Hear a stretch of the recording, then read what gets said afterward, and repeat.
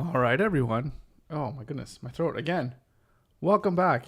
We're live. Everything's looking good. Perfect. All right. Happy Friday. It is Pizza Friday. Welcome to the stream. Welcome to the Unconventional Mindset. My name's Odum, and we are gathered here today, as we are every Monday through Friday, to figure out how to build ourselves a company that's going to generate us $1 million in revenue every single year. And last year we did 100,000. This year we're going for 250, and then maybe by 2025 we'll get to our million. So yeah, it's going really good. Super excited. How you doing today? Hope all are doing well. And we're going to jump right into this because we are building, of course, as you probably know, a Webflow component and template library. And for the past couple of days this week, we've been working on building or putting together a design style guide so that we can really use this to guide our development within Webflow of all the different components that we want to build. And these are almost like components that are going to be within the components, but are just all of the pieces that are kind of common, I guess you can say, in a website. So we've been working in Figma. Plugging away, learning away how to get a little bit better at doing stuff in Figma, and so yeah, we're almost done. So I did some work last night, and I cleaned things up a little bit. So we have here our headings. So we have our H1 all the way to H6, and I added these little tags here on the corners so that you can see. Like basically, what type of element, like the class, basically the class name, whether it's the purple, of course, is the Webflow, like it's an HTML element. But then you'll see the blue classes, which are just like your standard Webflow classes that you kind of name on your own. Anyways, so we got the headings, we got the paragraphs here. We might want to throw in like another one just to flesh out a little bit. So we got the colors. So I did more work on the colors, trying to really kind of finalize the theme, and this is the colors that I came up with, kind of based on the blue theme that is currently in Pixel, on Pixel pieces, Pixel and Pixel pieces, but I'm not sure I want to continue with it. So I have to think about that a little bit more, but it's better than what it was, at least in terms of not being basically identical to the Webflow colors, which is crazy. I don't know how that happened. It's a good blue. Those guys have good taste. I think that's what it is. That's what we'll say. Those guys had good taste. Not that I copied them. Just that, good designers think alike. Okay. So, anyways, but this is the color theme, and I put them all in variables, as you can see right down here, into the local styles. There might be other ways to do things a little bit better with variables, but I don't know too much about how Figma works with those yet. So, but at least they're here. And they're easily accessible now, and then I could update them. Like I'd imagine if I update it here, it'll update like everywhere. Ooh, no, it's not. Okay, so that's... Oh, okay, so then I got to figure out how that's going to work. Because that's what I want. I want this to update it once, and then it'll update everywhere. So, okay, I'll have to figure out that. I'm sure there's a way to do that. There's got to be. I mean, a local variable, I guess it's different than a local style. Is that true? Test. And then, is it created? Oh, so it's different than here in this local styles. Maybe it needs to be an actual variable. So if I go here, and if I fill this, document colors. No. What if I go to libraries? Ooh, okay. Well, this should be the same. So if I set this to secondary dark. Oh, man, I didn't set it properly. And actually, let's try...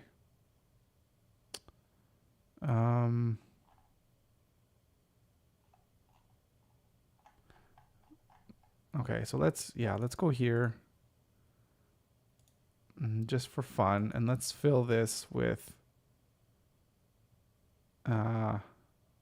this color as well.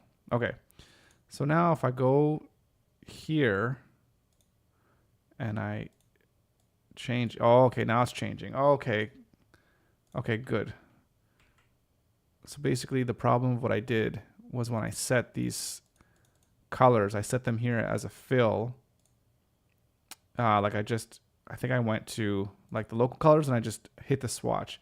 But what I actually needed to do was to go down here and set it to primary. Okay. So that was my problem. Okay, I'll fix that at some point.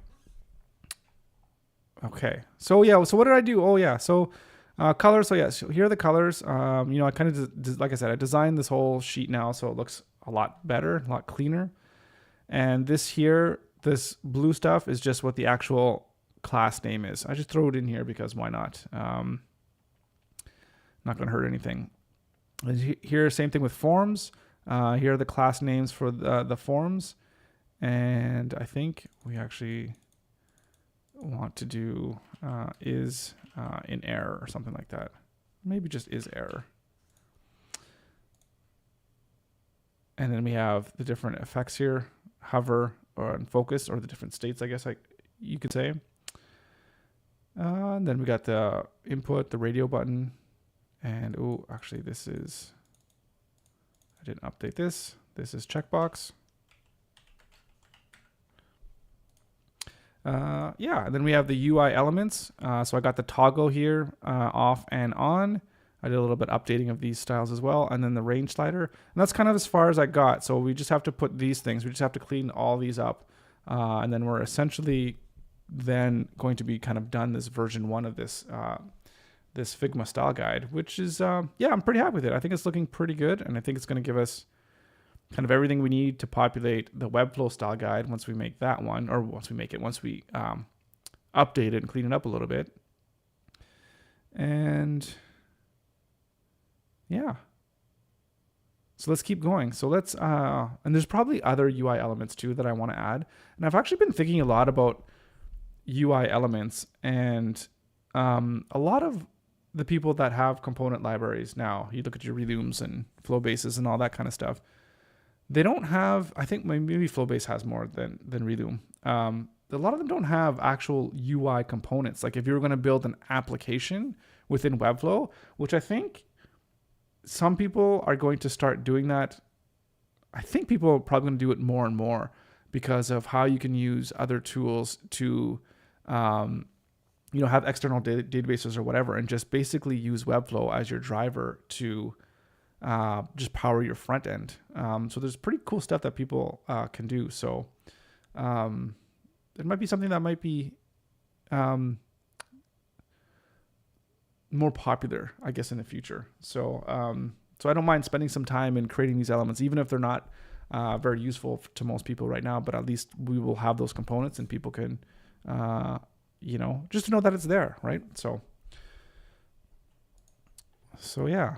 I think as Webflow just gets more and more powerful at making websites, I think these types of things are probably going to be more and more useful. But we'll see. I don't know.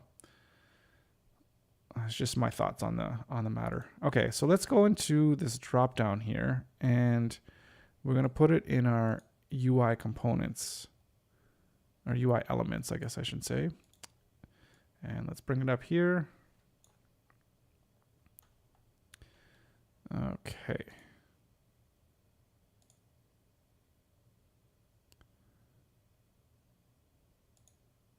The one thing that I still haven't figured out in Figma is when you're moving around elements, it kicks them out of the group that it was in, right? So for example, so there's this range slider here, this little Webflow class name. We need it for each component. So I'm going to copy it here. So this is it. And if I take it and I start to move it, it immediately pops out of this UI element group, and it goes here. And I don't know why it does that. It's really frustrating. If anybody knows why that happens, please do tell, because I'd like it to not happen anymore. All right. So drop down, we can delete this.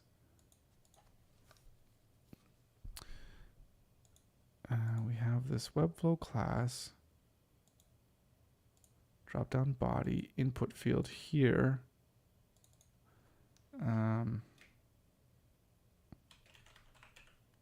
Select icons, I think we'll call it that.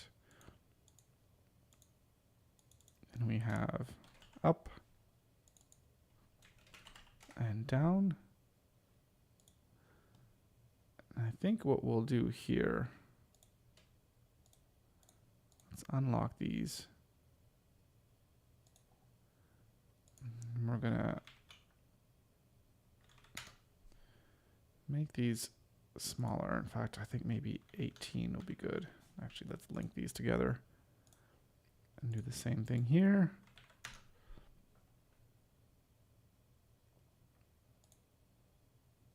So we want these aligned. Interesting.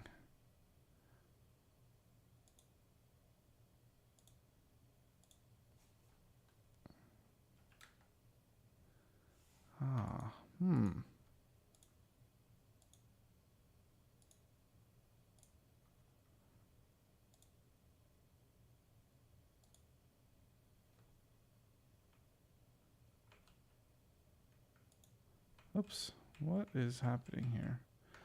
So there's something to do with this, the width and something. So why can't I get these to align? Because this is all messed up here. And why is that? Something to do with this group.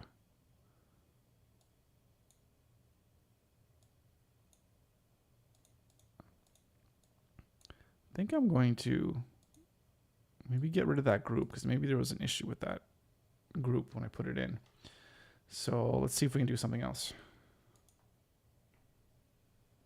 Hello, hello. Welcome to the stream. Happy Friday. How you doing today? Multi, but Big Kush. Not sure if I'm pronouncing that name right, but welcome anyways.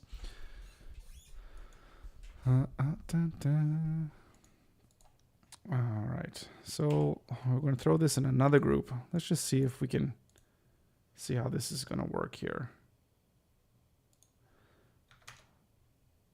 So if we say 0, that's okay, right?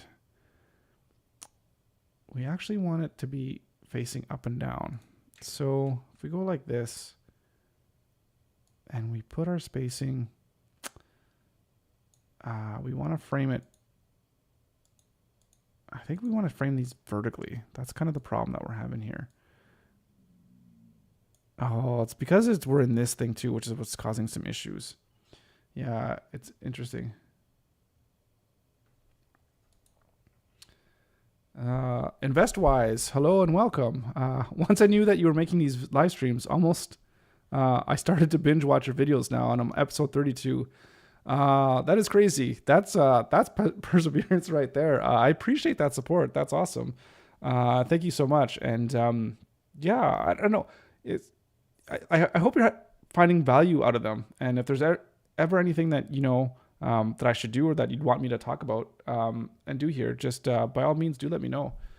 But I appreciate that. That's awesome. Binge watching my streams. That's awesome. I appreciate that. An inspiration and a good example for perseverance. Thank you. I appreciate that. And once we get to $1 million, then look out. I don't know. It's going to be awesome. Programmer from Russia. Well, welcome. Curious, what kind of programming do you like to do in terms of maybe like your tech stack, or what's your preferred code language? Myself, when I do programming, or when I used to, every once in a while. But Ruby on Rails is my favorite thing to use. Well, I mean Ruby. I guess Rails is just like a framework, but Ruby, I guess, I really kind of enjoyed. Used to do PHP when I was back in the WordPress days. My first job was as a JavaScript programmer, but the back end was all in Java, so I had to learn that as well too. So that was interesting. Lots of languages out there, and of course I know some Python, a little bit of Python, enough to make math programs for the kids. So when they're on the computer and I give them these little math programs, and they have to get certain questions right by a certain amount of time, and then if they don't, it goes back, and then the counter goes back to zero. And, helps them with their multiplications and whatever it is. Yeah, right. Mostly in Python, a little in Go. Cool. Right on. Yeah, Python is pretty slick. I do like it. It is pretty cool.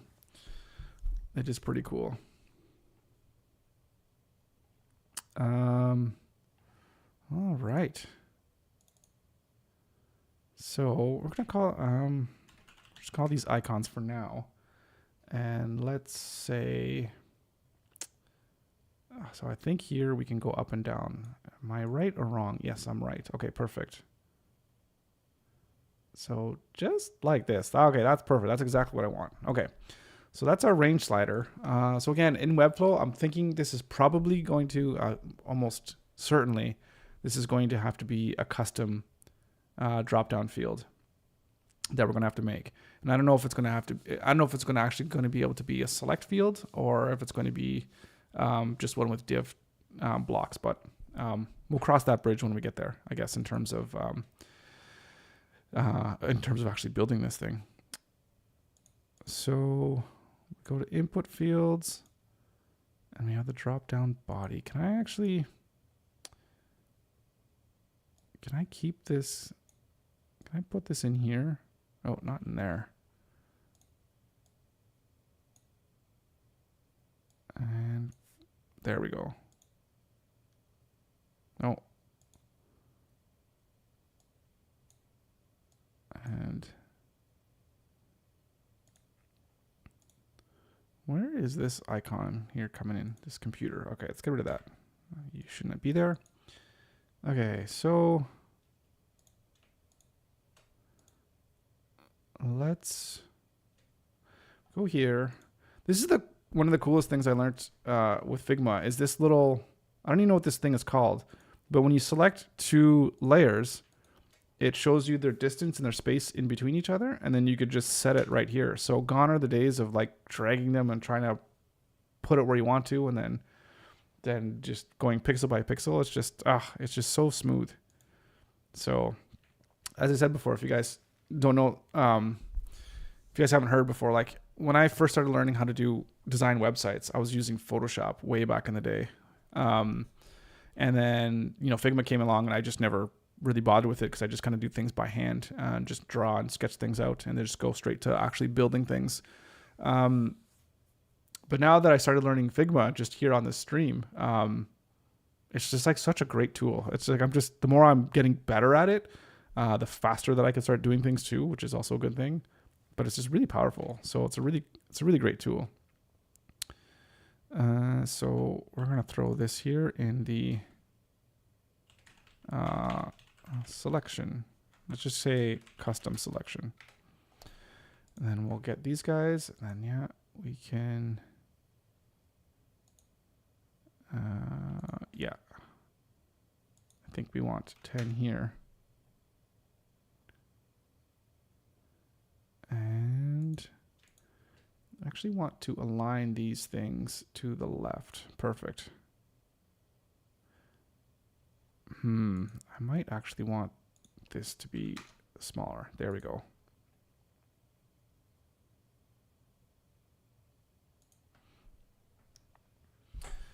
So you also learned programming using HTML, CSS, and a bit of JavaScript, but I made a transition to the field of UI, UX design about 2 months ago. Any tips for you? In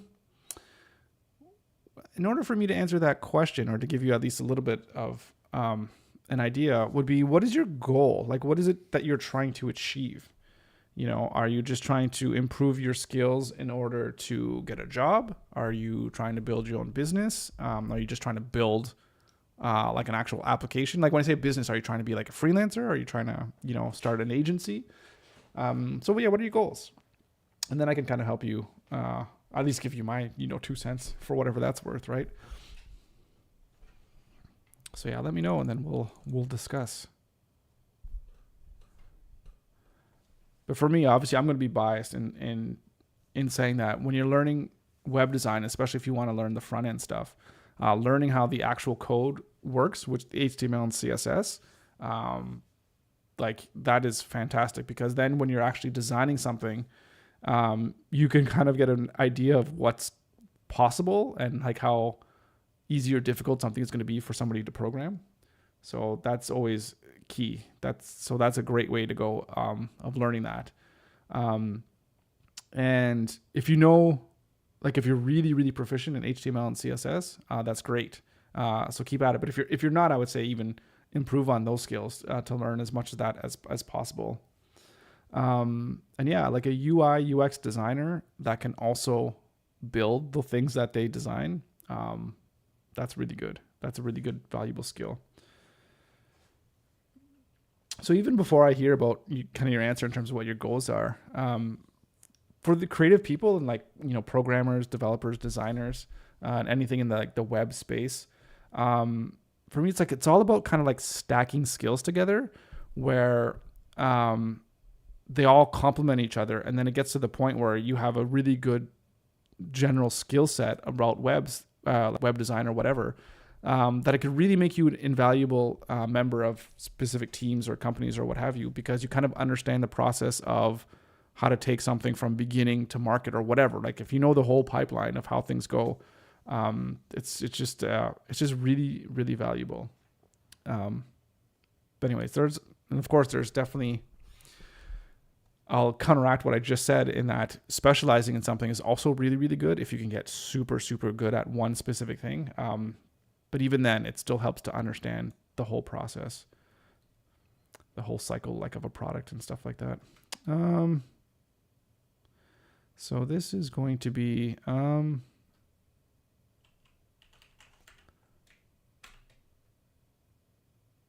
so select, what should we call this?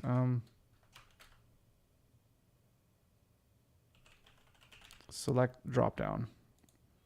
Might have to think about what that actual class name is going to be.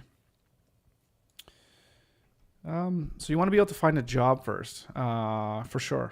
That makes a lot of sense. Pay the bills, get some food, all that stuff.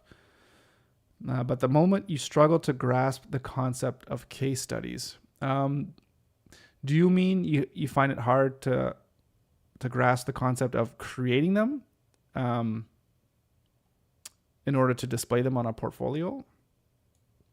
I think that's probably what you mean. Just let me know if that's what you mean, and I have some thoughts on that.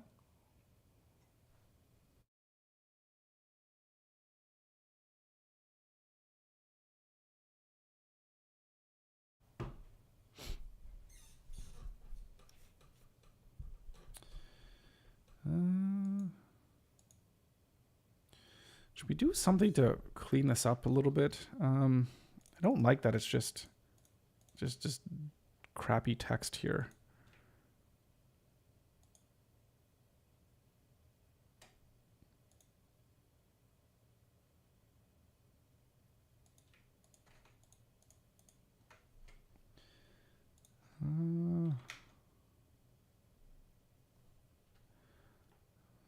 Okay. I like that.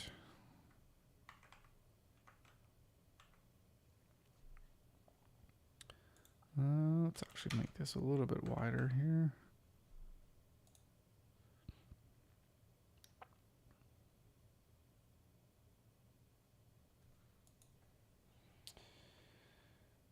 Yeah, creating one from scratch since you don't have any experience. Right. Yeah, that's always the one of the most difficult things about how do I get a portfolio if I don't have any any clients or any experience. Okay, so So Malty, I see your comments here. Here, I'll just get on these comments here first, and then Invest. We'll get into that. I see you a lot in YouTube recommendations. Yeah, I guess I've heard a few people saying that I'm kind of somehow stalking them in YouTube, which is kind of funny because my stuff kind of show up. And somebody came in and commented, it's like, you show up all the time, so if I just kind of had to click and check it out or whatever. So yeah, recorded 200. Yeah, this is 241, I think. My 1 year anniversary is coming up next week. I think it is. Oh, did I miss it? I don't think I missed it. Yeah, it's coming next week. So yeah, I've been doing this every day, Monday through Friday for a year, just about. And I think I had to take maybe like 1 week off because I was out of town doing work with a client. So, so what is the purpose of these videos for me? The purpose is documentation. It is documenting the process of somebody going literally from zero, not having a business, to creating a business that is successful. And how people define success is different, but I'm putting this kind of arbitrary number of a business that makes $1 million a year, because most people, I think, if they had a business like that, especially if they're a solo entrepreneur, would probably consider that a success, at least a financial success. So that's kind of the idea. It's like, okay, well, it's a number I could put on it, people can understand, and that's what we're working towards. So one of the things that I hate about YouTube, and there's a lot of people on there that are successful, fantastic, good for them. And a lot of people do put out really good advice. But a lot of people say like, oh, do you want to be a millionaire? Do these 5 things and you'll be a millionaire. And, just do this. And it's like this 5-minute video of like, is it really that easy? And it's like, you don't see the hard work of what they did in order to become a millionaire, right? And I think the advice that you give when you're trying to get to be a millionaire versus when you already are, it's like almost complete. It's like 2 completely different things. So my whole idea is like, okay, well, what if we actually what if somebody documented the whole process of what it's actually like to grind out every day to build something that is worth $1 million or whatever the success metric is? What would that look like? And how valuable would that be to other people to kind of show people what it actually takes? And I know everyone is different in terms of how they make their successful business or whatever. Anyways, but that's the purpose. It's to hopefully spend the next 2, 3 years, 4 years, however long it's going to take to build a really successful company, and to have this whole document process to say like, hey, listen, this is what went into it. This is the day-to-day. This is what it was all about, right? So that's the purpose of it. And yeah, there's not very many views. It's definitely not doing it for popularity, but I will say, like, to be completely honest and transparent, like, I'm hopeful that these videos will start to take off and I'll get more people watching, and then I'll get more traction or what have you. And then that in turn will help me market what I'm actually building, right? Like this component library that I'm building, right? Maybe more people see it like, hey, I'm into Webflow or whatever. So obviously there is still that piece of it that I do want this to be popular, but that's not the primary reason that I'm doing it right now, because again, I've been doing this for over a year, and it's not like the money's rolling in from my, like you said, 100 views an episode kind of thing, right? So, but yeah, if you want a bigger audience, you would record videos like, ChatGPT 5 will destroy the world. or here's 5 ways you can make $1 million using ChatGPT, and create your own, nameless, faceless YouTube channel using nothing but AI for 10 minutes a day. And it's like, oh, okay, come on. And even if I wanted to do that, well, I wouldn't, because that's so stupid. Like I don't want to just like scam people out of money, or just throw garbage out to the world just to make money. Like there's so much garbage out there. You want to provide something of value to people. And that's like a business that's truly going to last, something that brings like a lot of value to people. And I think that's the whole way that I think the world could be better off, is that everyone kind of works together to bring each other up. And then we could all get ourselves out of poverty. We could all not be broke, and, we all have good jobs and things that we like to do and things that are helpful for other people. And yeah, I know. So that's a little bit of my philosophy here, but anyways, yeah. So anyways, Invest, back to your question here about building from scratch. So yeah, if you don't have, I'm getting the impression that you're probably pretty new in terms of just all web design in general. Like you were learning HTML, CSS. I don't know for how long you've been doing that for, but then you're transitioning to UI. So you did that 2 months ago. So maybe you're, I don't know, 6 months in, a year in learning. So there's a couple things that for me that I would try to do. Like I'm not the biggest fan of doing free work. I know some people say yes, do it. Some people say no. I've done free work in the past. because the same thing like you, that I didn't have very much experience and I didn't have anything to show in a portfolio. Not that I was looking for a portfolio. I was just looking for something to do that would be kind of fun, that I know that I could, just try my chops at, I guess you can say, right? So I did a couple of those, but very quickly I was like, no, I need to start charging money for this if I'm going to try to take this thing seriously. So even charging something like $500 to $1,000 or what have you for somebody that just needs a really, really basic website, those are the little things that if you can try to reach out to your network of people that you know, saying, hey, listen, this is what I want to do with my life, or at least my career. This is where I'm trying to go.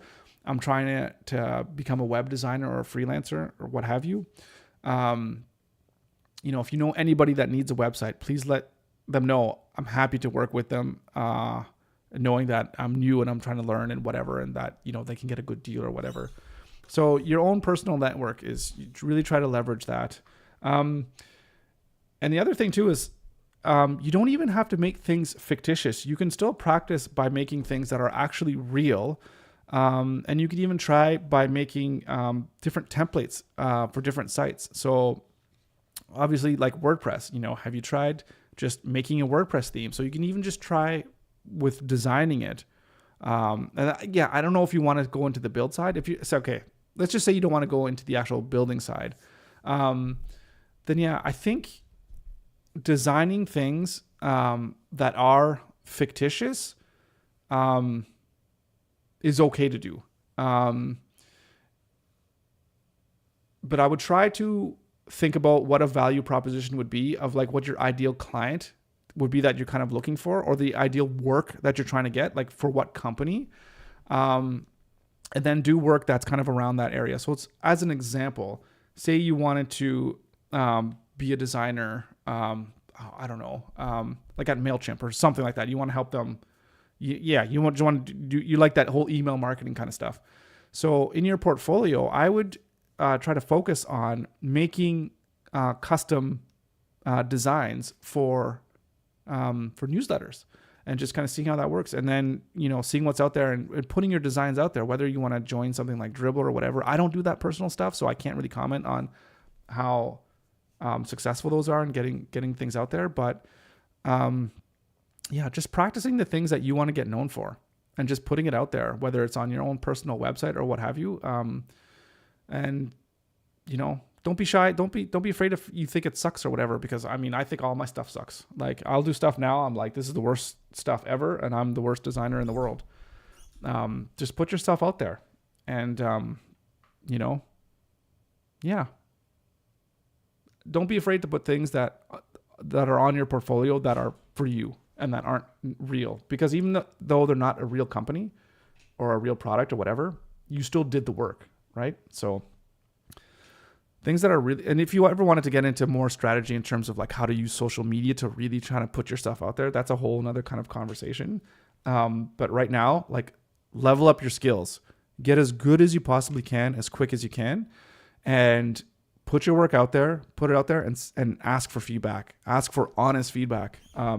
If you have some stuff that you want to show me or whatever, I have no problems being 100% honest and giving you my critical opinions on things you could do to improve, your designs or whatever. So, anyways.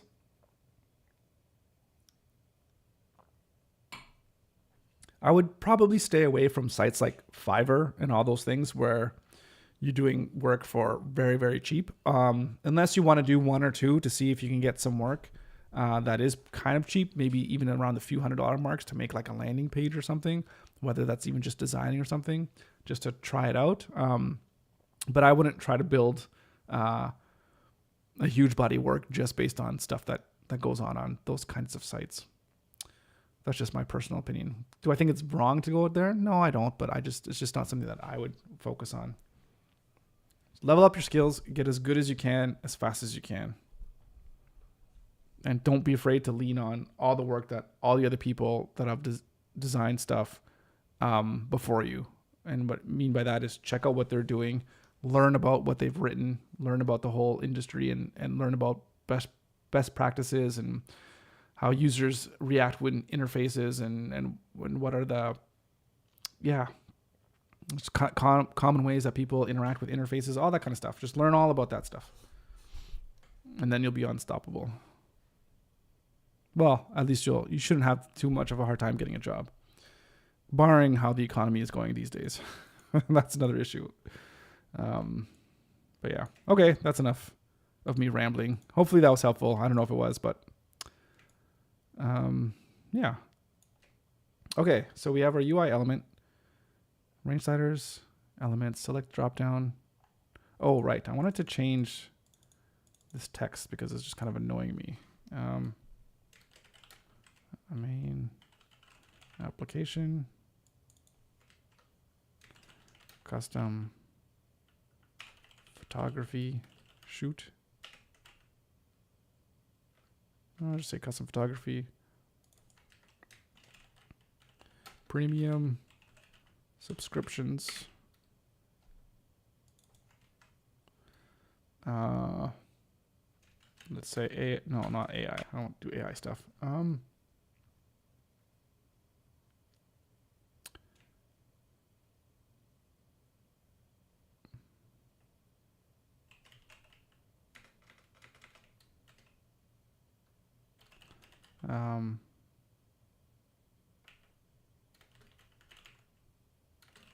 Document writing.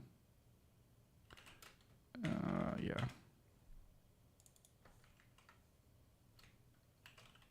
Clients, support, and help. There you go. Something like that. Whatever. Just makes it look a little bit nicer when it's actually text.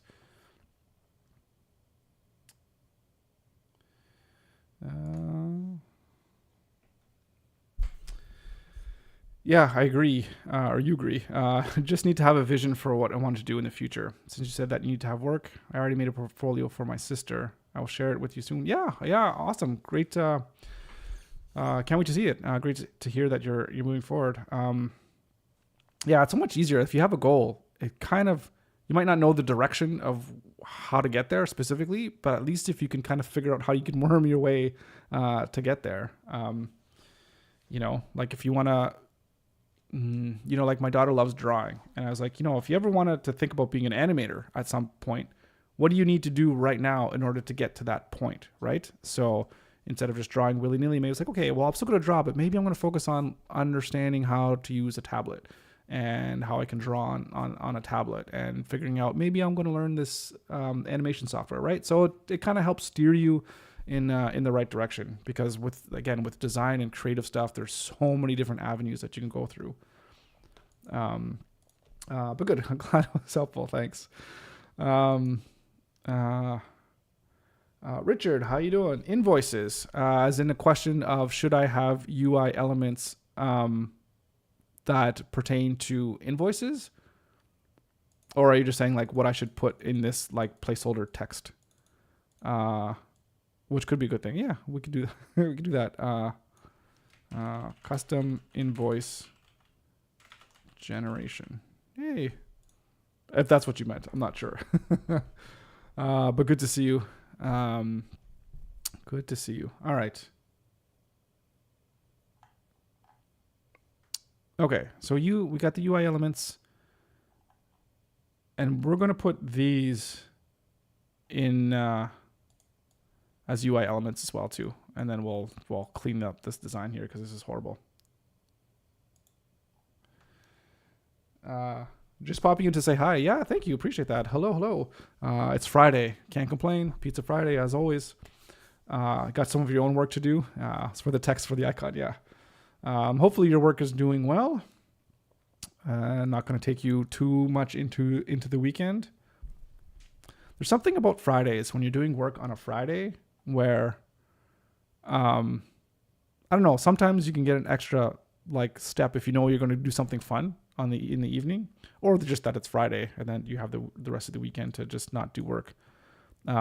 If you're, an employee, I guess.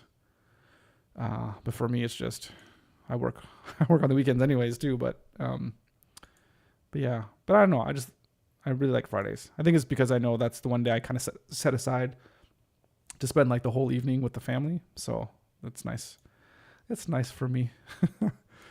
Okay, so we're going to do each one of these one at a time. Okay, so the first thing is we're going to change our fill color to our actual air color. It's a little bit more orange here than I saw before. It's not too bad though. Not the end of the world. What do we have here for size? Size is still 16. Okay, and I know what I want to do. I put it here. I want to add icon to the left and then a dismiss. So that's going to be interesting.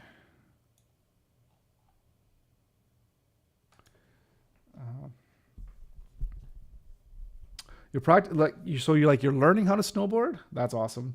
So slacked off this morning. So catching up this evening. You're UK based. Okay, so you're you're ahead. You're like 5 hours ahead. So you're like 8 p.m. or something like that. So you're working tonight. That's okay though, because you got some snowboarding in, which is awesome. Yeah, I've never done snowboarding. I've done skiing once when I was younger and absolutely hated it, and then never went back since. But everyone tells me I need to go back again because it's awesome. Because it was before I learned how to skate, and I love hockey. So, there's your stereotypical Canadian that just plays hockey all the time. But yeah, I've been told snowboarding is a lot of fun. I mean, I've seen it. It's awesome. So right on. Okay, so we're gonna throw in here. We're gonna throw in a dismiss. So let's go into our assets here. Let's go into our icons. Which icons? I got so many icons here that I haven't even opened up yet. I have to totally rework my whole assets folder because I have another one that's not even here in this assets. This is kind of a newer one. But that's one thing. As designers, sometimes you have these huge folders of all these different assets. Organization is something that I'm not particularly good at. Okay, so add to, I think this is, nope, that's not what we want. Add circle. Okay, that's getting closer to what we want. But we don't want it outlined. Actually, we don't want add, we want close. What am I talking about? Close. Okay, no. X.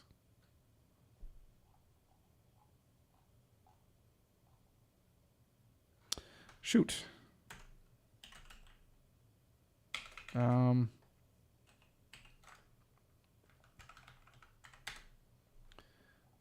this is frustrating. Spending time trying to find an icon.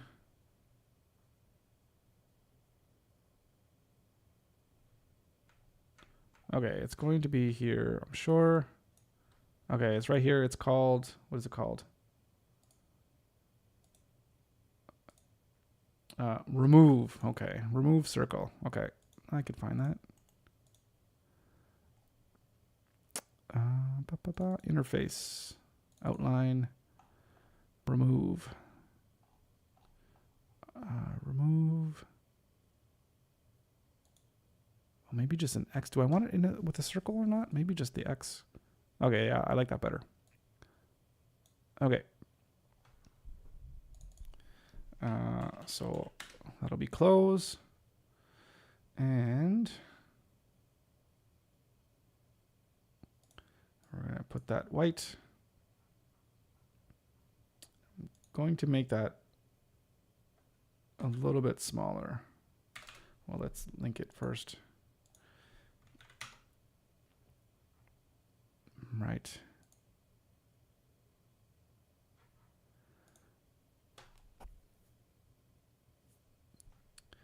I like to make the size actually auto. How do we make the size auto? So it's fixed, probably hug. There we go. And here we'll hug that as well too. Now I think we can use this to do the sizing as we want. Yeah, perfect. Okay. So let's put 16 on the edges. A little bit in between. And I think, do we want another icon? So what I was thinking here, like, when you have like a warning message, you know, we can have an icon with the exclamation mark. I don't know if that's too much here from when we're just thinking about like your base UI element. I think that might be too much. That might be too much. Okay, what I want to do with this thing, I think we want to...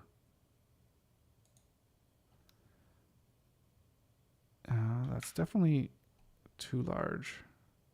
Oh, that's too small. Yeah.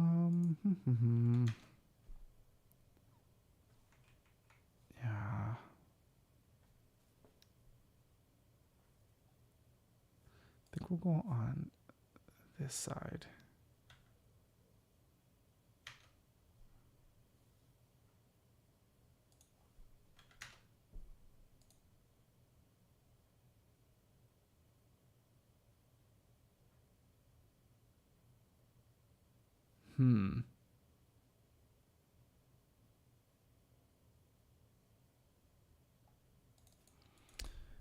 Something's not feeling right with this thing.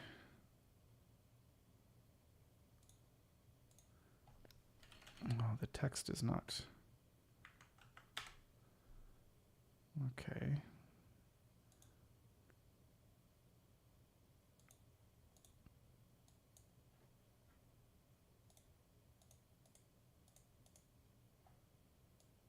Yeah, something's not sitting right with this error message. I'm not sure what it is though. Can't put my finger on it. So let's take this here. Where is... Oh, where did it go? Where are you? Oh, here we are. Messages.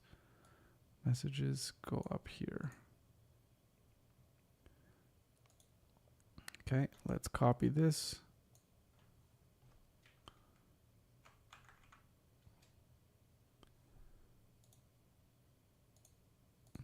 We don't need this. We don't need this. So this is going to be what class message? And then I think maybe is error message.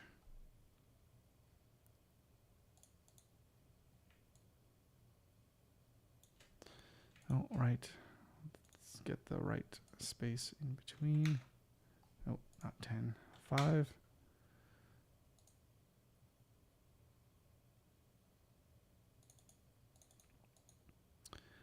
I'm feeling maybe the message should be even just a slightly smaller text.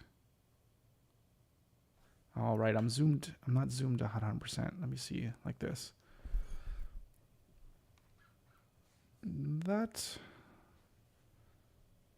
is not bad.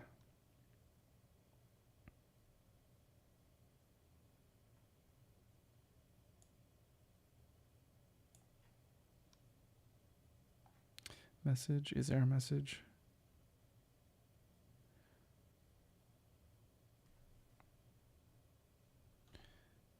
Yeah, I think that works. That's not bad.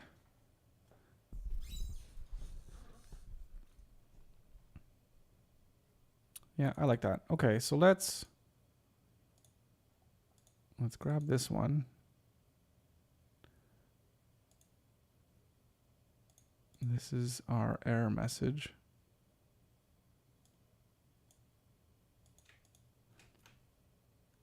I'm going to throw this in one here. This is message, and we'll go error. And let's duplicate it.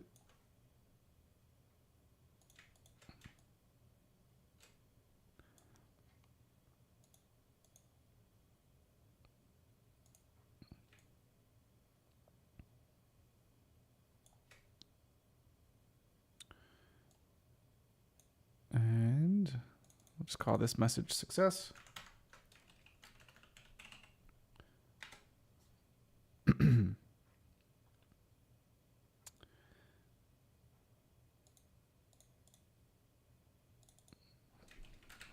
Success. And change the color there. And I think gonna want the text black.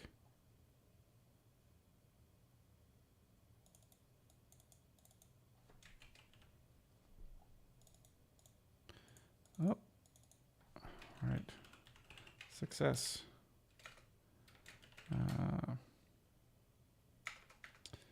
Yeah, say your password has been reset, just like that. Yeah, I'm not feeling the bold. I think that's what it is, because it's not like it needs to be bolden, but then that just looks kind of bland.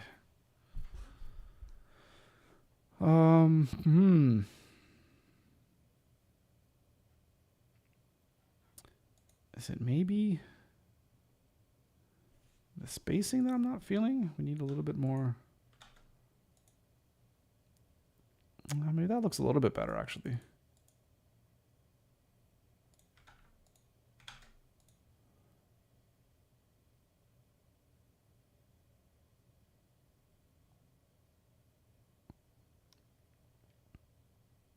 Yeah, looks a bit better.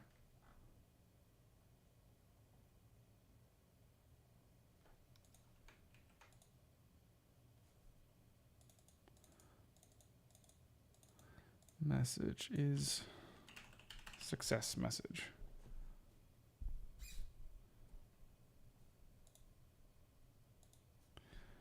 Delete that.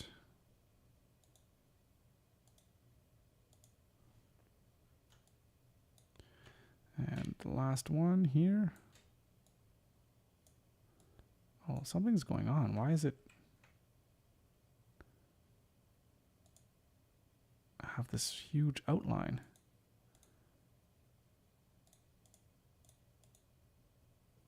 Oh, what the hell happened here? Something happened here.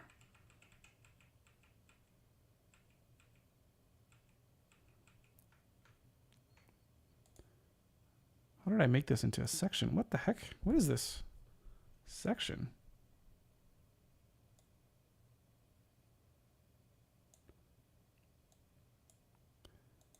Okay. I'll delete that. Okay. That's what we want. Okay.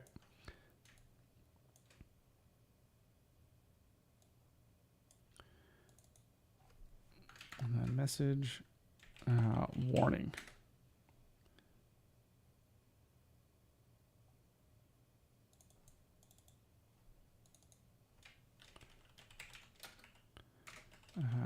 Please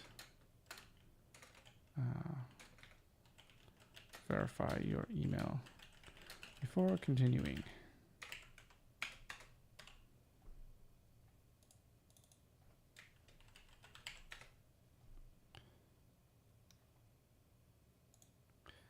And that's warning color.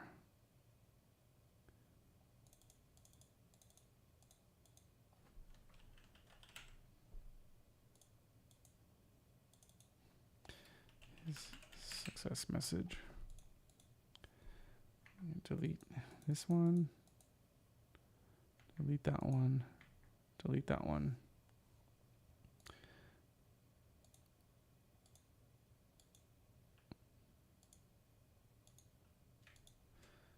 Okay.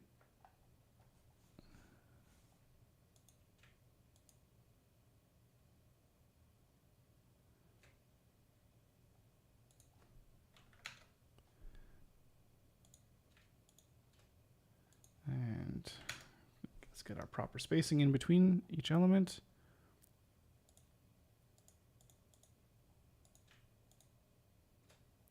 Oh, that's not right.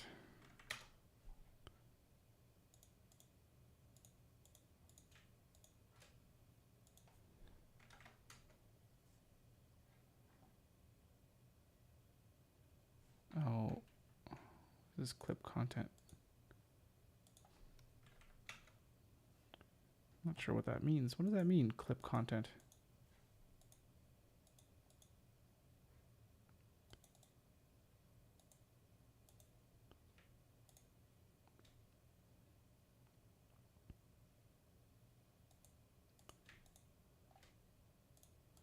Don't clip any content.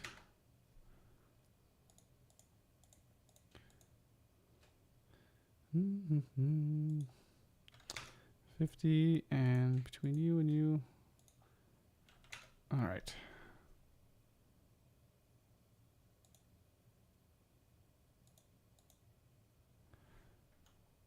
Okay.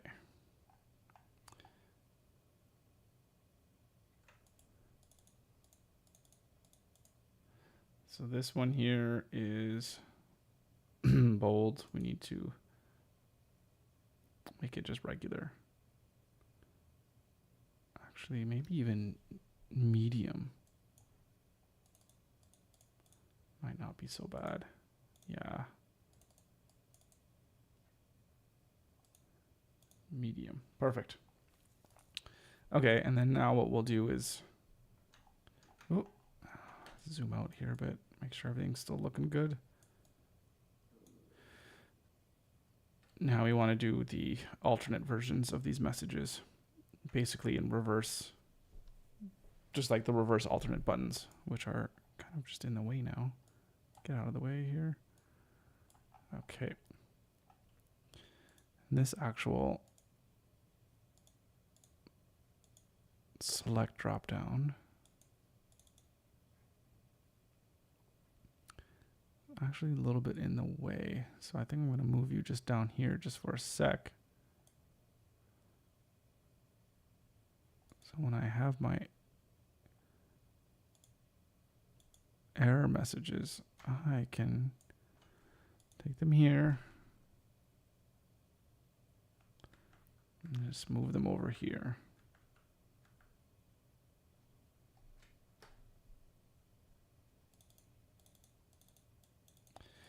Not sure what we should call this for a style, but I'm just going to do this for now because it's going to be like an alternate.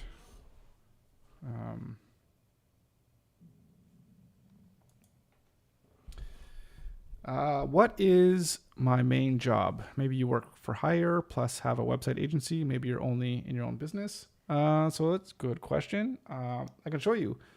So, I could say that this is kind of like my main job. So I do have an agency. So I started last year by starting Pixel. So this is my agency, which I basically build websites for and build and manage websites for my clients. And I did that because that was the thing that I've been doing for like over 15 years in my whole career, is just like kind of building websites. So, and I was finally like, that's it. I need to just create my own thing and go my own way. So I started doing that. And what I've done since then is I've expanded on the idea of, I don't want to just have to rely on having to get clients all the time in order to make my money. I want to actually create products, with a product, you can kind of build it once and sell it unlimited amount of times. Whereas with a client, you can get one client, do the work, and then that's it, and sell it to them. And then that's kind of it. Transaction over. So that's kind of the skinny of what I do. So my main job, I guess you can say, is running Pixel Media, which is my company and my business. And yeah, and I'm just trying to figure out all the different avenues that I could take this agency to create this recurring, predictable, growing revenue stream. So yeah. So I think that answers that question.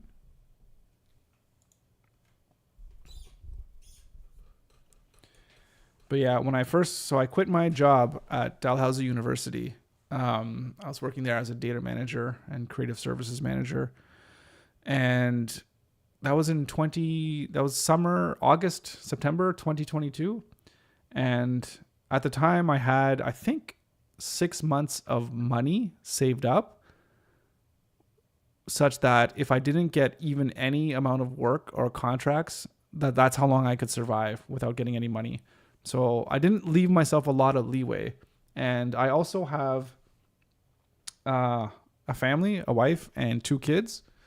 And my wife stays at home and raises the kids and does homeschooling and all that stuff. So there was a lot of, I guess you could say I put a lot of pressure on me to make sure that I was I made this work because I did do this without actually having any clients lined up at all. So I didn't make the transition of, oh, well, you know, I want to start making some money off on the side with my creative work, blah, blah, blah. And then it's easy enough to just quit. I was like, no, I just need to make this work.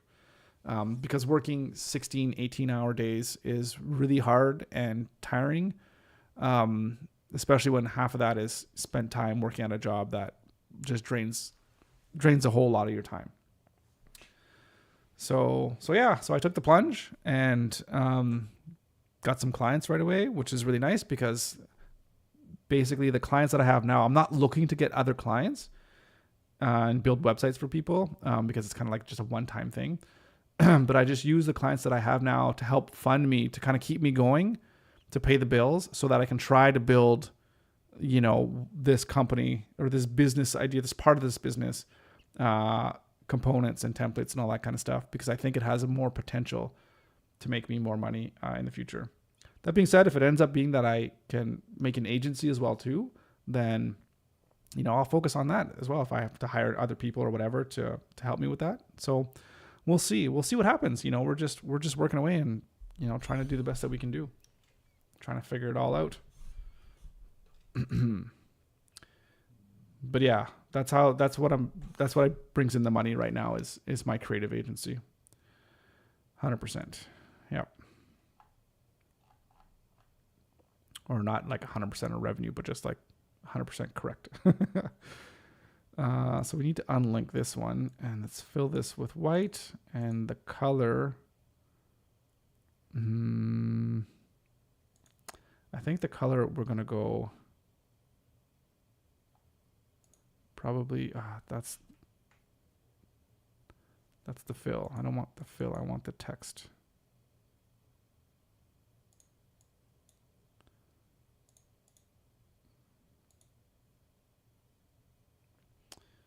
And then we're going to go here, and then we're going to we want to put a stroke on this, and 1.5 pixels.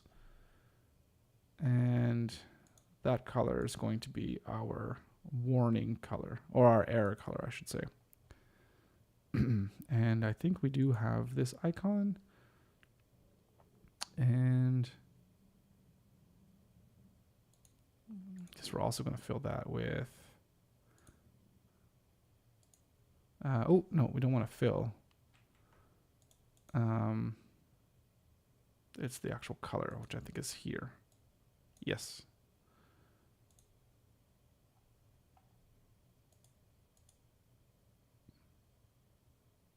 There we go. Looks good, except this color. I don't want this color. I actually want our neutral darkest color. So almost black. There we go. That's good. And let's delete all of these ones.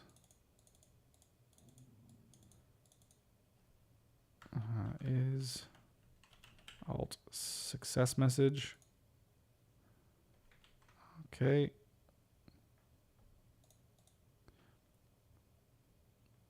The color here again, neutral darkest.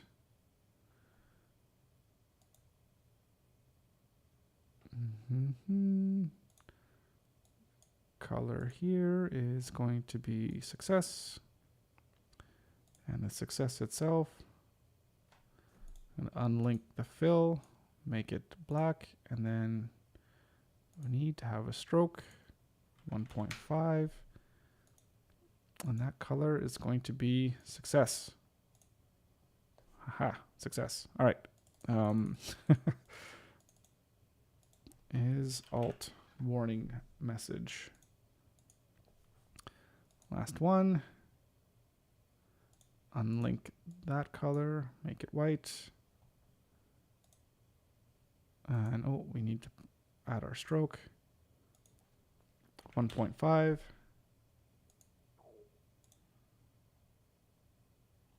And warning. And our text color. Again, neutral dark. And last but not least, the close icon is going to be our warning color. I might have to review these again because these might be too too light in terms of usability. And in fact, if I actually go here, if I give this a fill, I mean, maybe just should be the same color as this.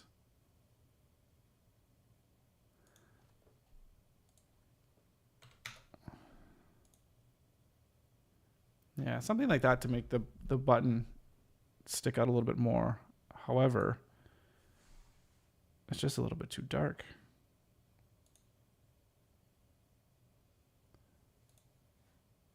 That's just too light. What if it was blue?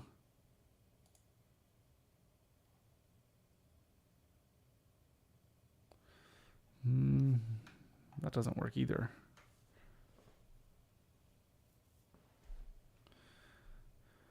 Dun, dun, dun.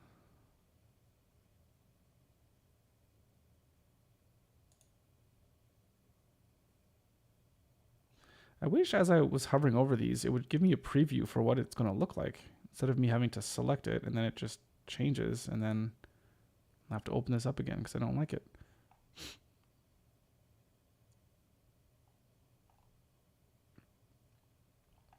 I mean, I guess I could, it's not accent. If we use the warning color and then on the text, we just make the text, oh, that's wrong.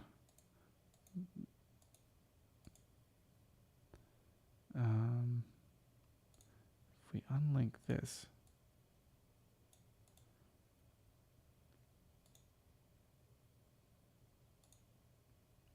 why is it doing the same colors?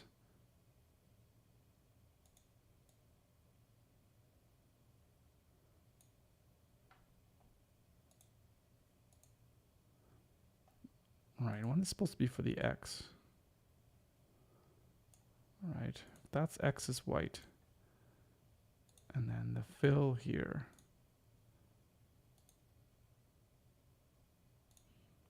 Actually, let's put warning.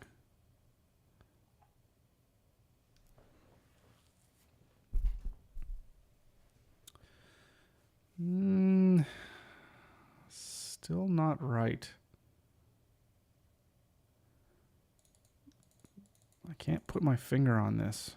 Why I don't like it.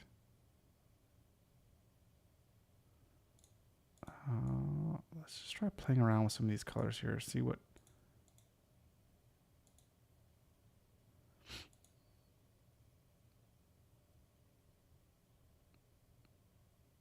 Yeah, I think I don't want it with a fill. So I think we just need to give it a dark color. I think that'll be the best. Although should it be?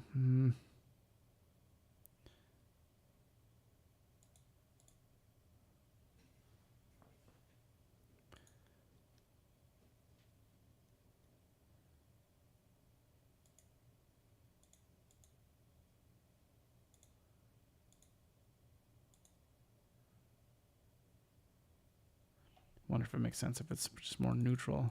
Let's see what these guys. Neutral.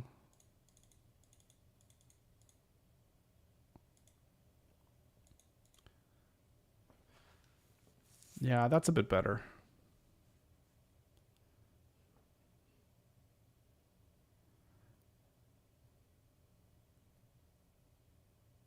Yeah, it's a bit better.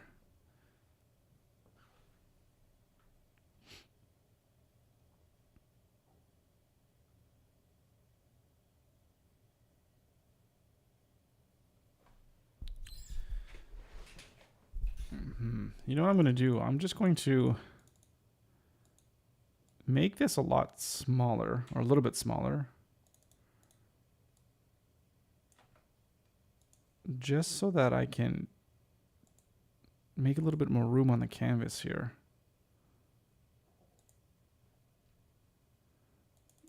This is alternate. Solid and alternate.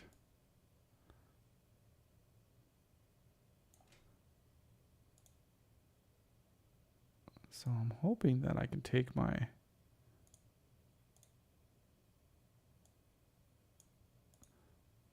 drop down and kind of put it off to the side somewhere like this.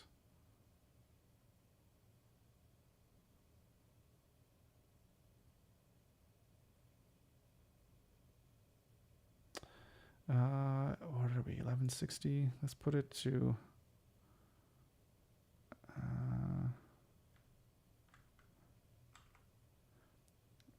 101059. Yeah, that doesn't look so bad. Then we could fit other UI elements below here. Actually, we should probably put the pagination and the tooltip under here as well. Oh, not in the drop down.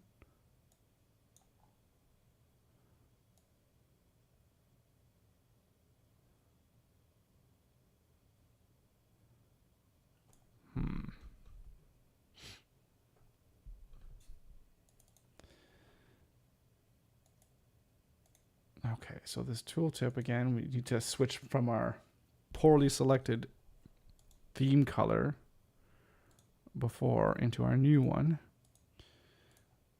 Our not Webflow blue color.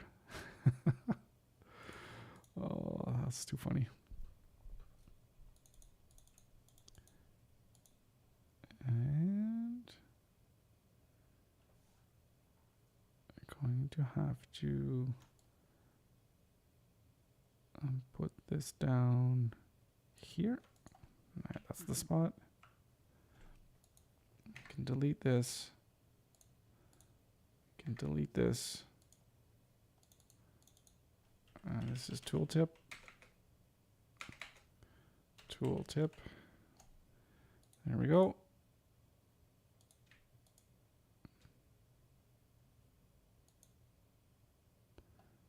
And oop.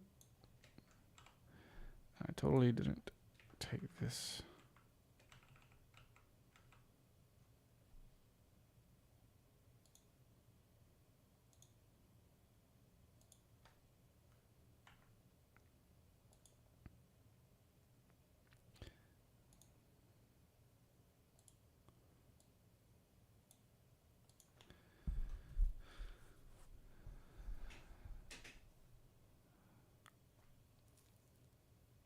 Yeah, I like that. Although I think we should just lay this out a little bit differently.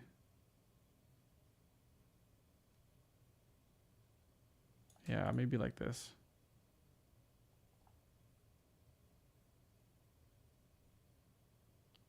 Yeah, that makes more sense. I like that.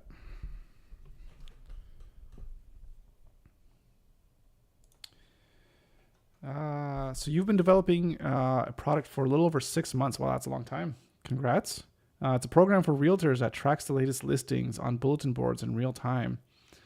Interesting, getting into the real estate game. So it's a program for realtors to track the latest listings on bulletin boards in real time. So that's for public listings then, or is it for private internal listings? Because I think real estate agents, don't they have like their own, like they're able to see things on, like, I don't know where you're based on, but here in Canada, there's the like MLS.ca or something like that for for listings.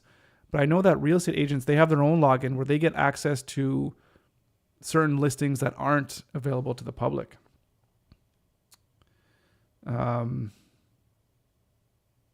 Yeah, so that's interesting. So like, yeah, the question I guess would be is, do you have access to these listings that the regular plebs and the regular public that we don't have access to, which is really kind of cool. Yeah, so with this service, yeah, they're going to be able to be the first ones to reach out to their property owners. So are the property owners the ones that are listing, like, how are you getting this data coming from? Like, what are you pulling from, right? Sorry, I'm just asking these questions because I'm interested. So it's not, it's not nothing nefarious at all. Yeah, so I guess it's the bulletin board. So I guess it's people that are wanting to sell the house or that selling their house that they're posting somewhere, and then the agents could grab them and try to get clients. So it's a way for the agents to get new work, which if a tool like this helps them get new work from people, that could be pretty lucrative. I could see agents wanting to pay top dollar for something like that. So that sounds really cool. That's very interesting. I am intrigued. I'd love to see what you have, just for the whole sake of just being really interested in seeing what people develop, because it's just so cool. I love looking at products. And one thing that I can say is, if you go back a couple days ago, or a few of my videos, I was talking about that I've just joined this new accelerator like coaching thing here in Nova Scotia, and a big part of it is trying to figure out, one of the things that we're talking about so far is trying to figure out the product that you're trying to fit, and if it actually matches the solution or the problems that a potential customer is trying to have, and how do you bridge that gap between understanding what the actual problem is that somebody's having, and does your solution actually solve that problem, or is it solving something completely different? So really trying to validate what your market fit is. So it's really interesting. So I could see this being a pretty interesting challenge, and trying to talk to realtors and figure out what their problems are, and also talking to these people that are posting on bulletin boards, figuring out what their problems are, and if you can come together and find a way to make some kind of fit with this product that you're building. So really cool. Really cool. Rolando, happy Friday. Nice to see you. You really like how the design sheet is turning out. Thank you. I really appreciate that. And I've been learning slowly but surely how to work a little bit better in Figma. So it's coming along. The one thing that I will say that is still not good, that I still don't like, is my colors and my color theme. I need a lot of, what did I do here? I totally changed this and I didn't change it back. I think I could change it back. Yeah, here we go. Okay, perfect. The colors are not right. They're not right for this. I love the grayscale, but the primary colors and accents, I'm not feeling them. So yeah, open to suggestions.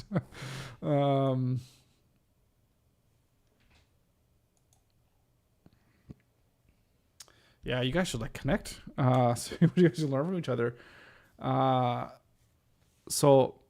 multi-big kush. I'll say multi.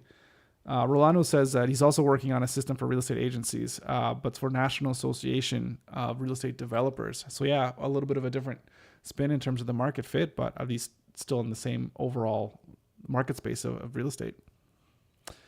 How is real estate in Mexico right now, Rolando? I've been hearing, here in Canada, there's a lot of talk and a lot of buzz about people moving out of Canada because cost of living is just too insane.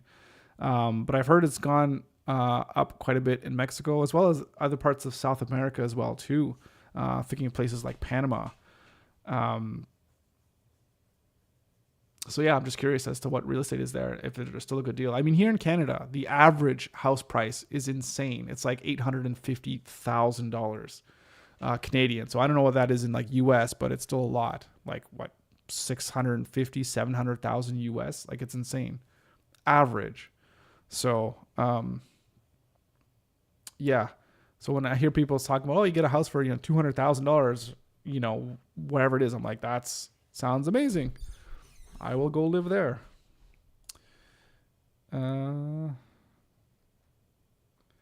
So why don't you use the table style to display the colors to ensure that the colors have a similar brightness? When you mean table style, as in put them like side by side to each other and just kind of like squish them together, basically, is what you're saying. And I think what you're saying is, maybe I could showcase this a little bit here, is like, why don't I basically put them kind of like this? I think this is what you're asking for, right?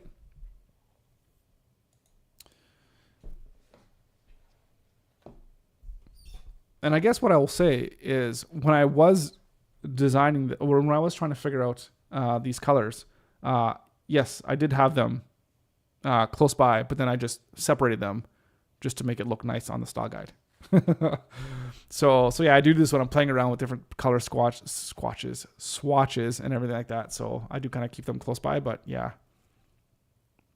Like I like the colors. I just feel like they're not fitting the vibe of this product. That's my problem.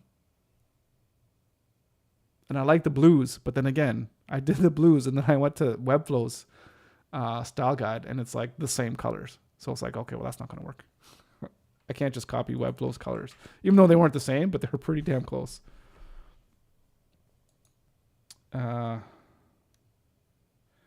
Yeah, here in Mexico, things are getting out of control as well. Yeah, it's a lot of places. It's really, because it's all speculation. Like, well, yeah, I think that's what you're saying here, especially because there's a lot of speculation. But it's worth it if you can earn in dollars. $650,000, you could buy an excellent house. Yeah, I mean, I don't doubt it. I'm quite a ways short on being able to have $650,000, especially if I was to buy real estate in another country. I think I'd have a whole lot harder of a time in terms of getting financing for that. I'm not sure how that would work. Never bought a house.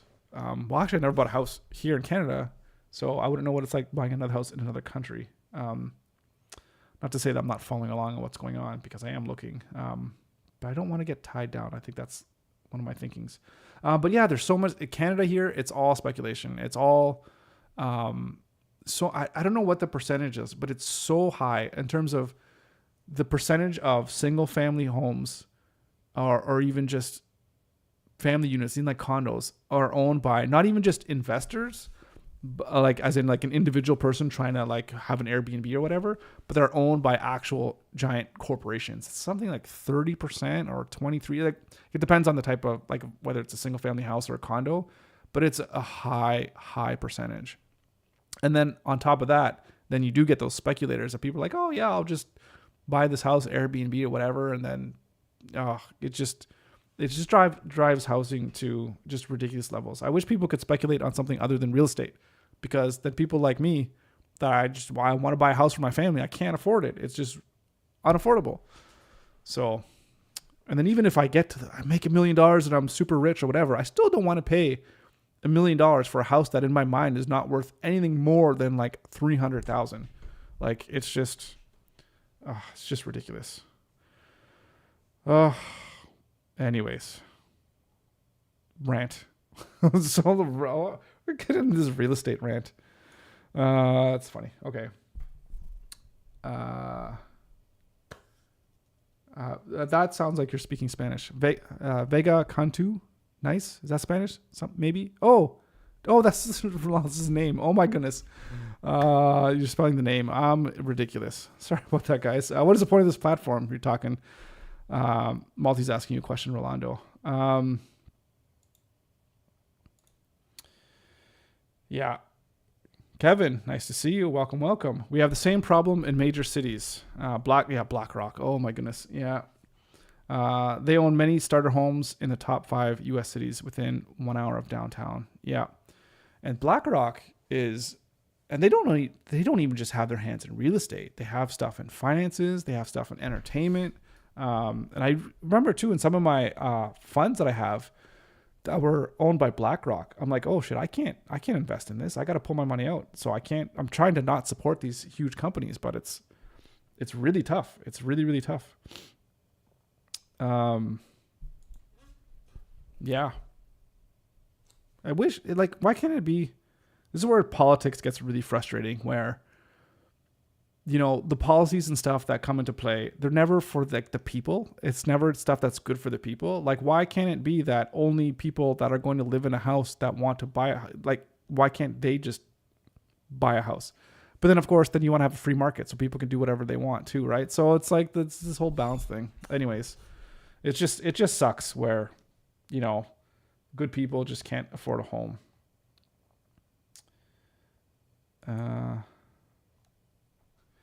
So I want to make a comment regarding colors. Yes, absolutely. I was going to suggest they be similar as possible to Webflow colors. to provide confidence to the clients and give the impression that is endorsed by them. That's an interesting comment, because as I was stating yesterday and today, that I had the colors that were very similar to Webflow, and I did it by accident. I didn't even know that they were similar. But then I was like, I have to change them because I don't want them to be the same. So, but now you're saying that it's okay in a sense because, hey, you're Webflow, you got Webflow colors, you know. But is that, let me know what you guys think. Is that too like salesman-y, scammy, a little slimy, sleazy, in that I don't want to pretend that I have Webflow's endorsement if I don't? Yeah, I don't know. It's an interesting point though. So I'm gonna think about that.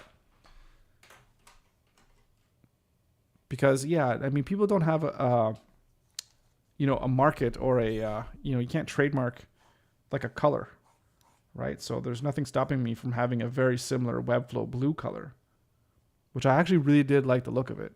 But sorry, let me make some notes here.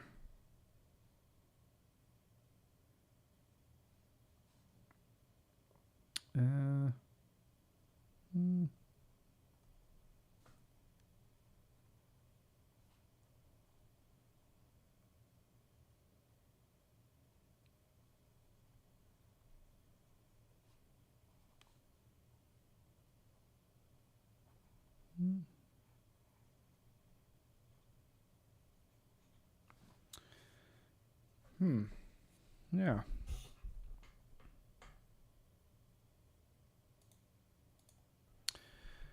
Yeah, Kevin.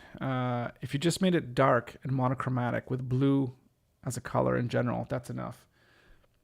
Yeah.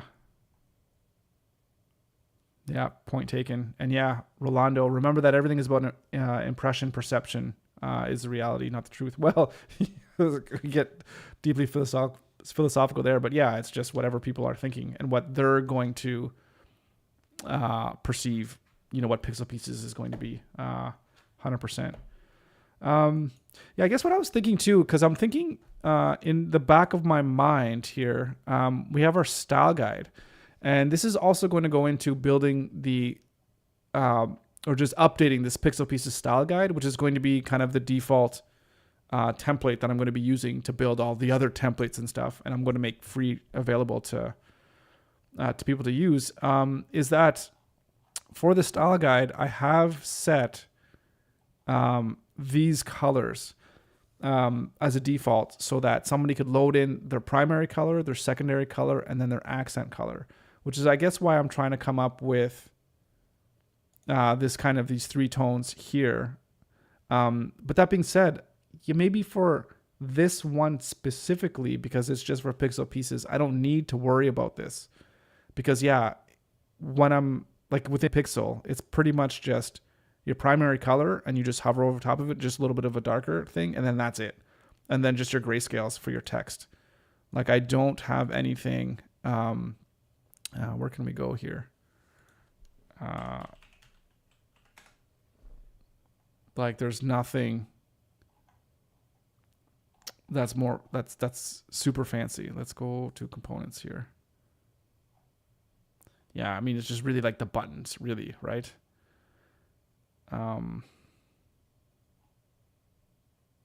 Yeah. Yeah. Yeah. No, I like it. Yeah. Thanks, guys. You smacked me straight a little bit and get me back down to earth a little bit. So I appreciate that. Yeah. Lawyer. Yeah, I know. I won't forget your lawyer. You're the first person I'm coming up with whenever I call whenever I get into trouble.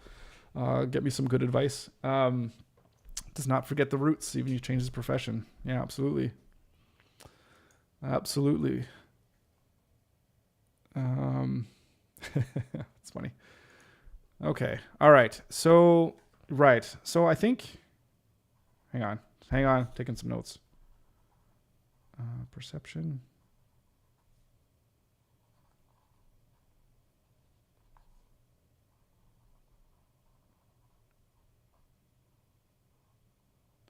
But I think the idea is the people that I'm trying to probably be my early adopters, I'm sure are going to be people that are fans of Webflow. I mean, it's going to have to be because I'm selling Webflow components.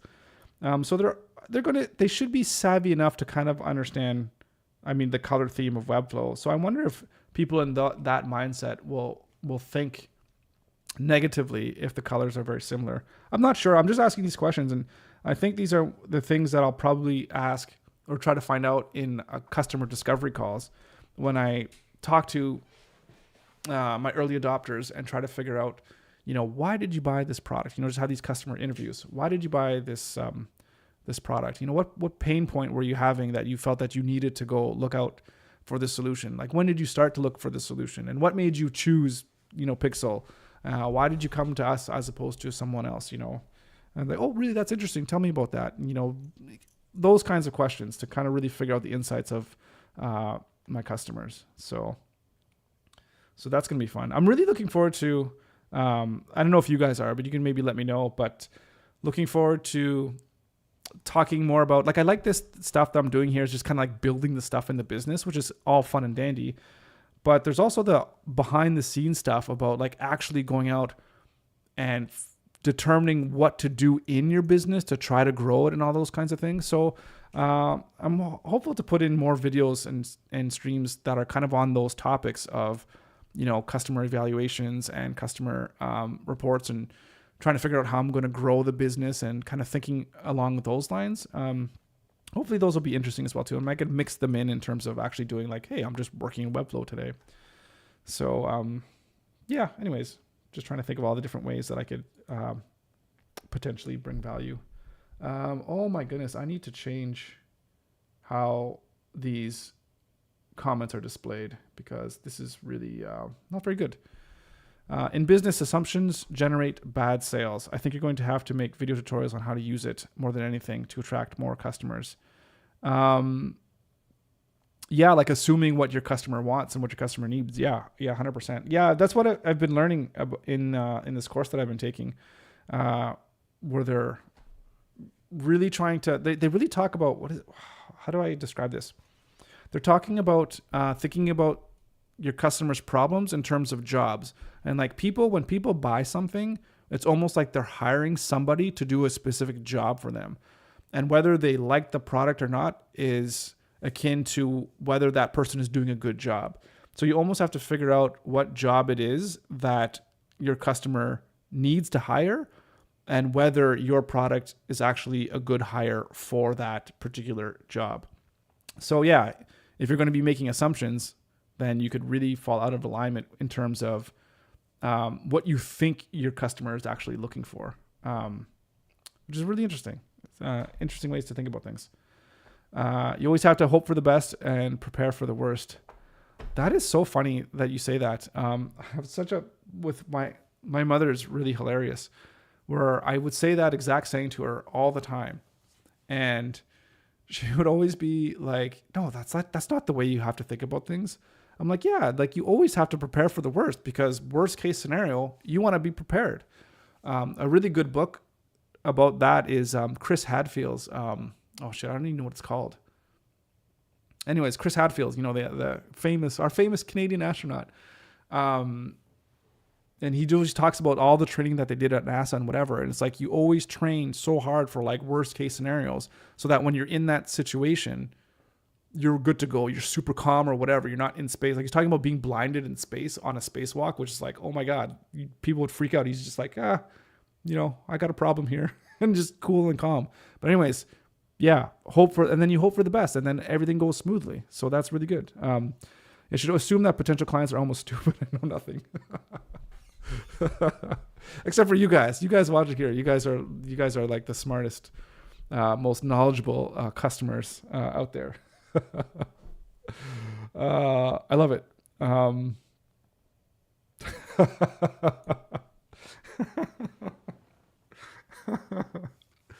Oh, that's funny. Oh no, does my contact come out? Oh no, I got it. Oh, that's hilarious. Are there any website scraping agencies in your country? As in my country, Canada, or Rolando's country? Um, an acquaintance of mine has a studio for software development and website scraping. His main income comes from scraping. Revenue of apps of $1 minimum. So are there website scraping agencies in your country? I imagine there are. So basically companies that just do like data scrapes or whatever for whatever service it is. Revenue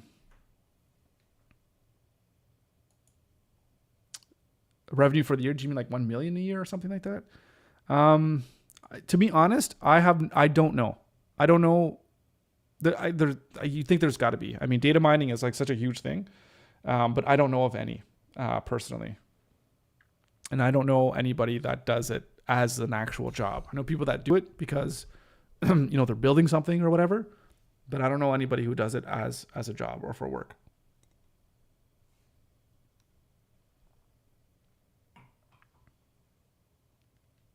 But that's interesting. Well, yeah, I mean, there's lots of data mining companies, right? So I don't know if you frame it that way, as in you just you aggregate data for clients. Then there's definitely companies out there. I can't think of any off the top of my head, but I know a buddy of mine that his buddy was developing something very similar to that, and they got bought out for, I'm pretty sure seven figures, which was pretty sweet for them.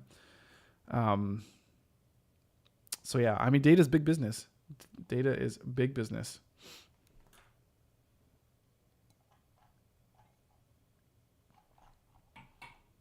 To answer your question, Malti is from Russia.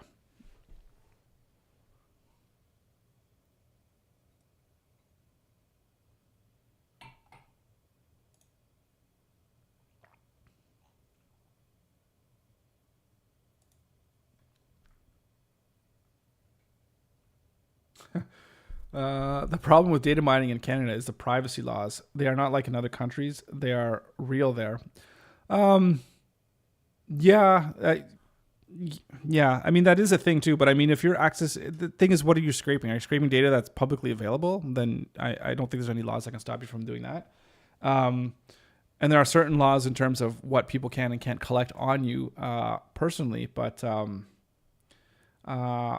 it's funny though, living here in Canada though, I don't feel as if any of my data personally, like mine and what I use,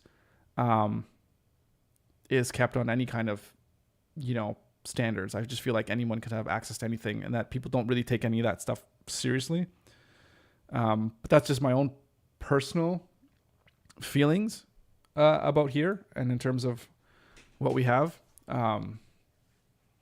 I feel I know organizations, they have their own internal policies on what software and things that they can use because they are worried about privacy. But yeah, but that's an interesting point though. It's an interesting point about the different laws in different countries and how they all handle data and privacy differently, and how it works when you're running a company that's offshore, but yet you're operating in Canada, but yet, if your actual company is offshore, maybe there's different laws as well if you were operating from within Canada and your business was Canadian. I don't know all those questions. It's interesting. But yeah, I'm definitely not a data scraper. I mean, I worked as a data manager for quite a while, so I know how to do data and manage data and like manipulate it and do all that kind of fun stuff with it. But in terms of aggregating data from other places, not for me.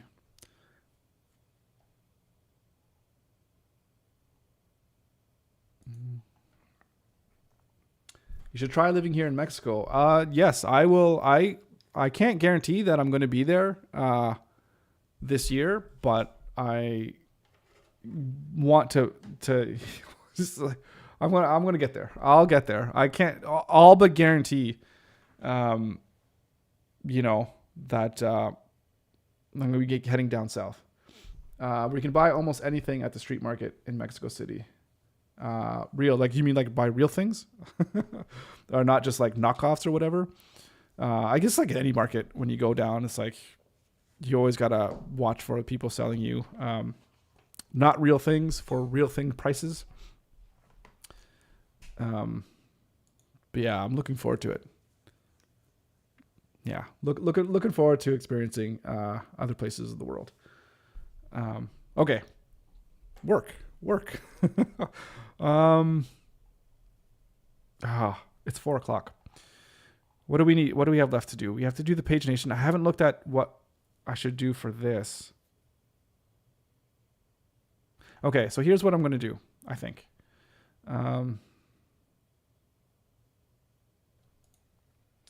Data on everything from your the SSN. Is that like your SIN number or something like that? You know, your phone, to your credit information. Yeah, but I think no matter where you are in the world, I think your data is just everywhere. I have no trust or confidence in anybody for any data for anything at all. Yeah, I think it's just kind of out there. Yeah, especially now with phones, when you have a phone and you're talking about something with somebody and you don't Google it, you don't whatever, you're just talking about something really crazy obscure. You're talking about it, and then all of a sudden, like a day later, you're fed ads for the thing that you were talking about, and you're like, what the hell is going on? Like somebody's listening, something's listening, and where's all that data going? You know, I don't think it's maybe specifically keeping data on the individual, but I don't know. But yeah, the world is getting pretty scary with all that stuff. The loss of individuality. Ugh. Okay. So, what was I saying? Okay. So colors. We might need to update this on the colors in terms of maybe getting back more to the blue that we had before. Okay, so we'll fix that. Maybe add a few UI elements that I'm thinking off my mind. Things in tables or what have you, or I don't know, just like knobs or whatever, maybe just different UI elements. We'll do these buttons. That'll be easy enough to just put in a nice little style here. And then the pagination, and figure out the good way to look of the next and previous buttons. Because I know, yeah. I'll have to see what Webflow does natively as well too, in terms of what buttons it offers for the next and previous. And then we'll design that nicely. And then I think that's it. That definitely covers our whole list of what we had originally.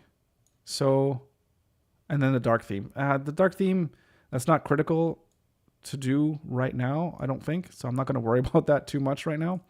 But it's something for the future. But yeah, so we'll finish this. I'll finish this over the weekend. And then Monday, it's going to be 100% done.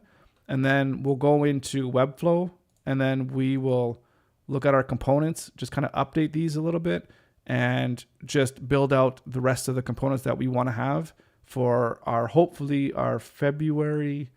I want to launch February 1st. That's kind of what I have in my mind. Maybe it'll be the 5th if I need another weekend in there. And that launch is going to coincide with actually having it so that people need to pay to get in. So they'll sign up and then they'll have to pay.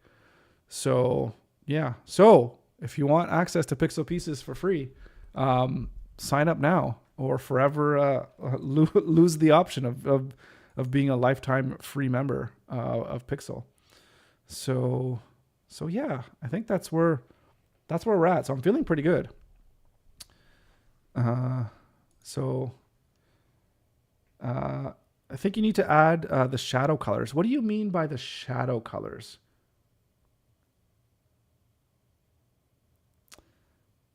Yeah, I'm curious to know what you mean by that. I'm trying to think of what that could possibly mean. Because I have all the grayscale, but I don't think that's what you mean, right? Like these. So I'm pointing at the screen, guessing these things right here, right? So I don't know what you mean. I don't know if you mean like a drop shadow or something like that. So,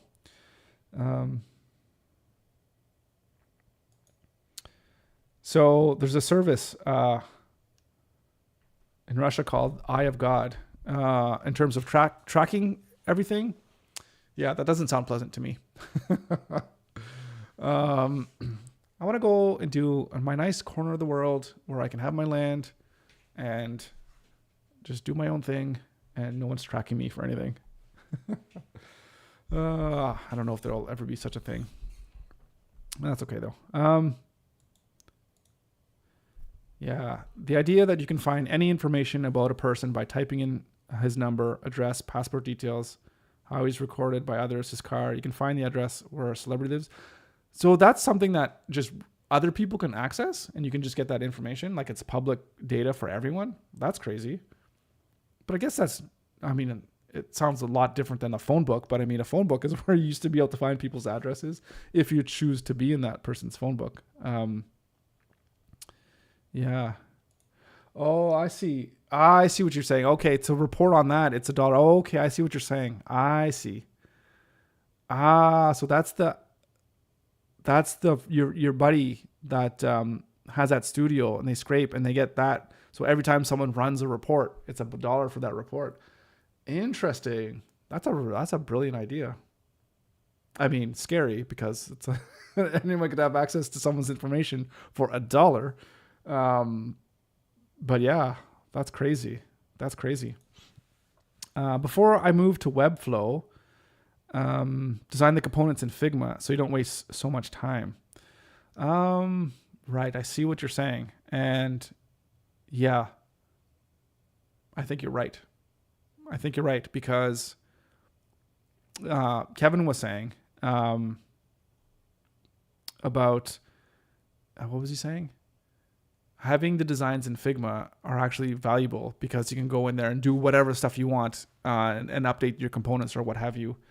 And yeah, just to have it in Figma is just a nice thing to have. So yes, noted.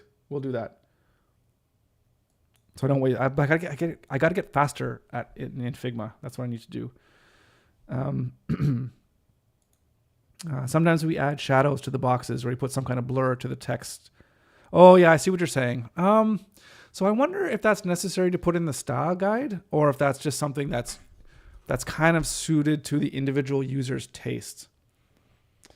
I don't know.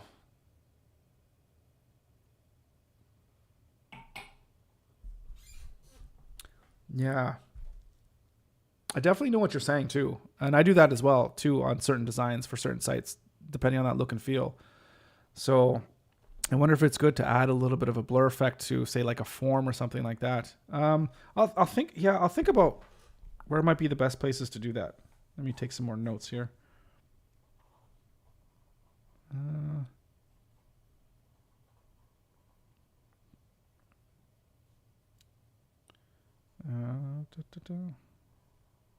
Because one thing that's a little bit tricky is if we create a specific drop-down effect, you can't easily apply it to different. Well, I guess you could if it's a global style. I'm just thinking about how Webflow would operate.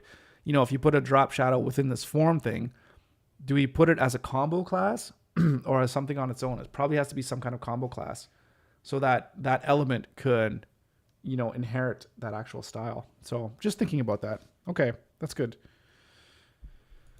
By mentioning the phone book, you gave away that from the pre-digital era. Yeah, absolutely. Yeah, maybe I'm living in the old school, the pre-digital ages. The videos about the bricks components. Yeah. Because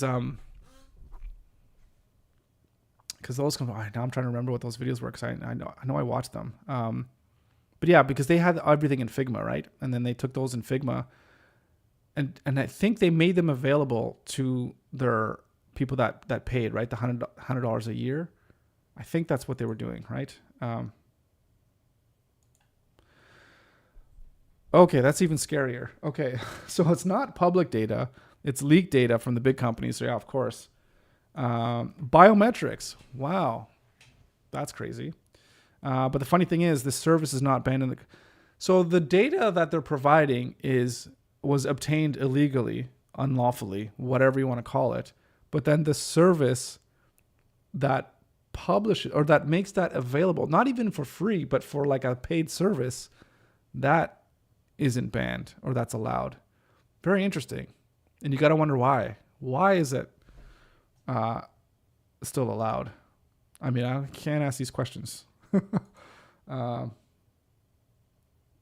oh yeah, you can't have Instagram. Oh, it's interesting. I didn't know that. What about TikTok? You still have TikTok in Russia? Are you able to access that? But yeah, you can't. Listen. You can have access to people's hacked bio data and all this kind of stuff if you want. But you want to see funny pictures of people and cats? That can't happen. That can't happen. No, cut that out. Cut that out. But that being said, there's all like social media. There's tons of holes you can go down that are crazy. All right. It's 4:10. It's 4:10 here, guys. My time. So I do need to get ready for Pizza Friday. Thank you so much for the conversations and the chats today for everyone. Yeah, lots of topics here today. A little off topic in terms of web design, but that's all right. It's always good just having a chat. So thank you for that. Much appreciated. So all that being said, I'll just wait a second here if there's any more comments to come through.